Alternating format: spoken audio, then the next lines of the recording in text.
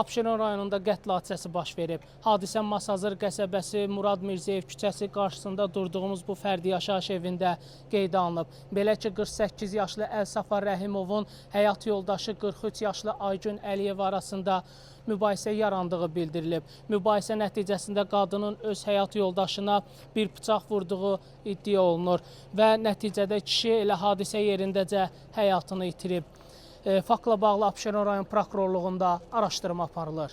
Biz onları qonşu kimi tanımışıq. Biz onlarla ünsiyyət qurmamışıq. Heç adlarını da bilmirik.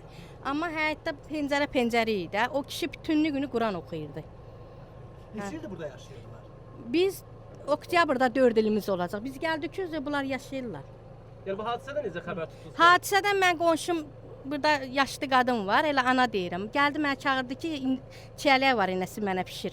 Çıxdım, gördüm ki, kimsə qışqırır. Dəhşətli qışqırır. Mən elə bildim bu tərəfdən gəlir. Nə qədər elədim, küləkdə axı adam səsi tuta bilmir. Sonra gördüm ki, burada makler var, ev tikir. Onların həyətindən çıxır, çox adam çıxır. Milislərə zəng vurdular, skoriya, belə. Amma mən həyətə girmədim. Evlatları var idi. Hə, 2 dənə. Amma evlatlarını da görməmiş. Həyətdə səslərini eşidirik. İddia var ki, qısqanclıq zəminində olub. Onu bilmirəm vallahi. Yəni gedib gələn adam deyilik, ha. Biz onları heç vaxt tanımamışıq. Bu illər ərzində ümumiyyətlə nəsə bir mübahisələri falan olub, eşitdiniz? Yox, eşitməmişəm. Yəni bütün qonşular da deyir ki, çox sakit adam idilər. Bəlkə də evin içində olub da.